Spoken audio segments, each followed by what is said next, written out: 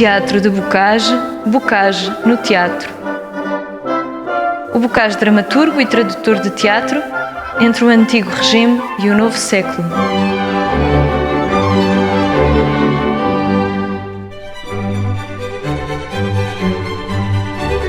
O Império Colonial. Vasco da Gama ou o Descobrimento da Índia pelos Portugueses é um texto dramático, classificado pelo próprio autor como tragédia, em que Bocage desenvolve uma trama centrada nas relações entre os portugueses e os povos colonizados, em pleno contexto da expansão marítima. Relações de caráter político, diplomático, assim como comercial e de convivialidade, de um modo geral, que extravasam o plano pessoal, independentemente da relevância da figura de Vasco da Gama. Em foco estão as relações com os povos da Índia, o lugar onde se desenrola a trama, e do norte de África, pela voz de duas personagens que, vivendo no subcontinente indiano, são oriundas de países muçulmanos localizados naquela outra região do mundo. O poeta, aqui também o dramaturgo, expõe o contraste de perspectivas dos diversos intervenientes de acordo com a sua visão da história, a sua cultura e o seu tempo. O texto começa com um diálogo no palácio do Samorim, o soberano de Calcut, entre um almansor, um mouro rico, e Monsaid, um africano, este também mouro, amigo dos portugueses que, de acordo com a lenda, mais tarde se tornaria cristão. Os dois conversam acerca da presença de Vasco da Gama, dos seus navios e tripulantes, naquelas águas e territórios, o que acontecia pela primeira vez na história da humanidade. Nos primeiros versos, o almansor expressa uma dualidade de sentimentos acerca de Vasco da Gama e dos portugueses.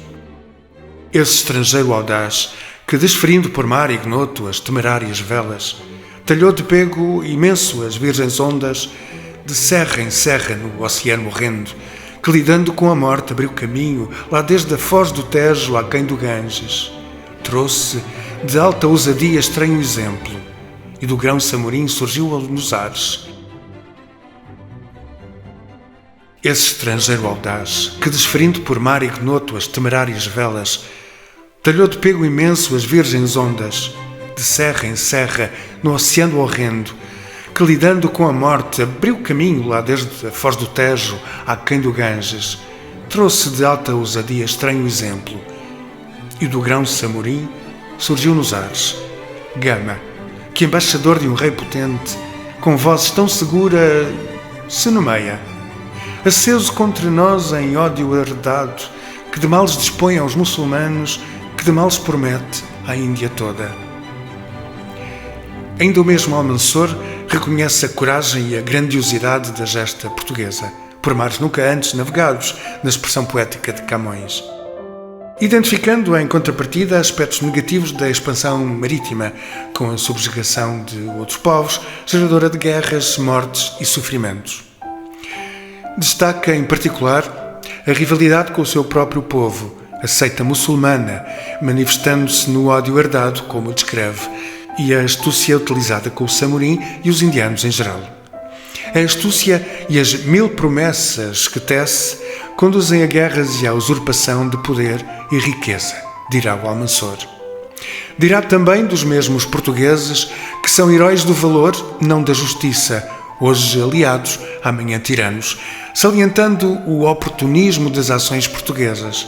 E continua, de forma crítica, acusando o expansionismo português, descrevendo nestes versos como uma política feroz. Na glória, a política se envolve. Política feroz que empasma aqui no nosso cativeiro, o nosso castigo.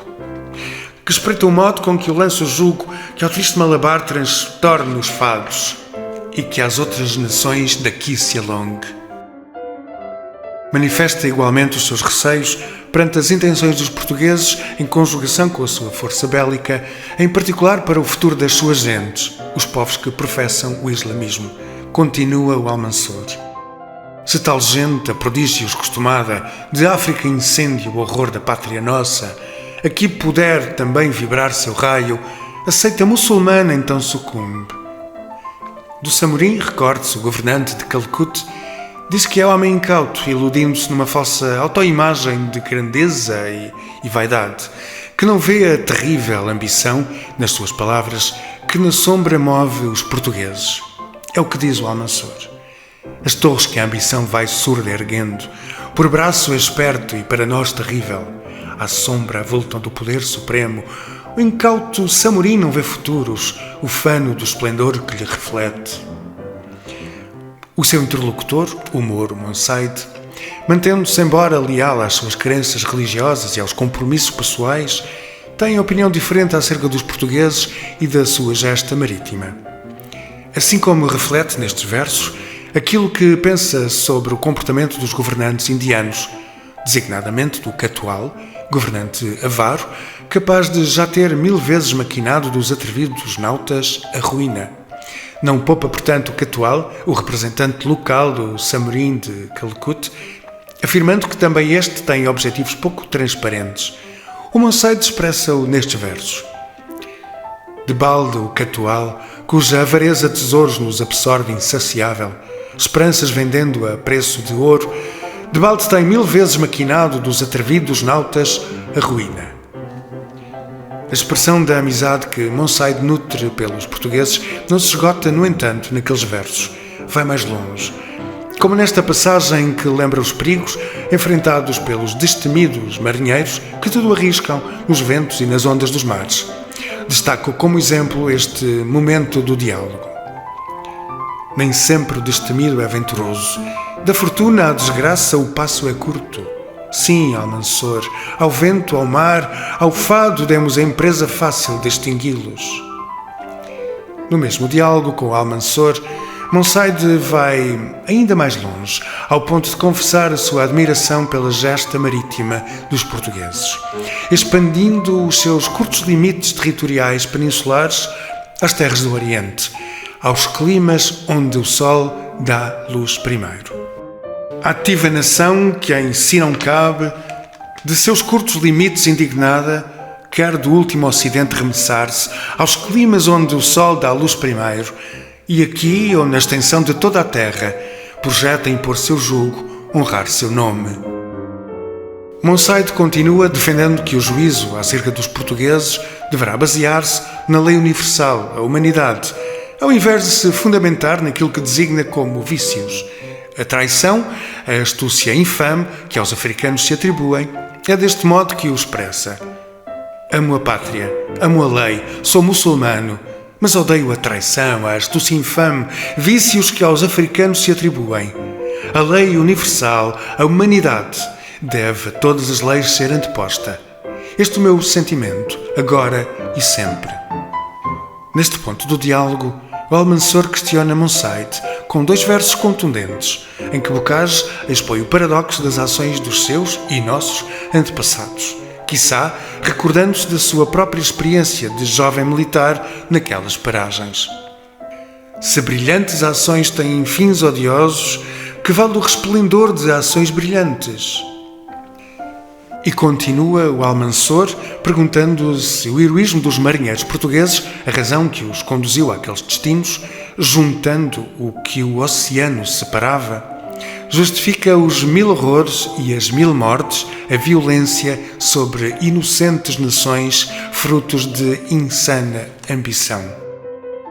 O heroísmo é a razão. Não há sem ela proeza que eternize, a ação que afame, e é da razão talvez, é do heroísmo ver 1000 homens a barbar 1000 mortes, para tornar com arte e com violência, primeiro amigas e depois escravas, inocentes nações? A quem pusera por celosas barreiras o oceano contra a insana ambição, contra este monstro que as fauces lhe abre ao longe e quer tragá-las? Face a estes argumentos, Monsaide não desiste de sublinhar as façanhas dos portugueses, a que chama os novos argonautas do Ocidente, acrescentando, todavia, que a sua admiração pelos feitos dos portugueses não o impede de antever os aspectos negativos dessas proezas. A admiração, porém, não tiraniza a minha mente, capaz de refriá-la e ver pelo clarão do ilustre feito hórridas nuvens que prometem raios. Nesta obra, Bocage afasta-se dos cenários da antiguidade, tão caros ao neoclassicismo. Não glorifica de forma gratuita a expansão marítima portuguesa, confronta diferentes perspectivas, sobre a temática do colonialismo num verdadeiro exercício de contraditório, dando voz aos povos colonizados. Um ato de transgressão daquela que seria a versão oficial da história.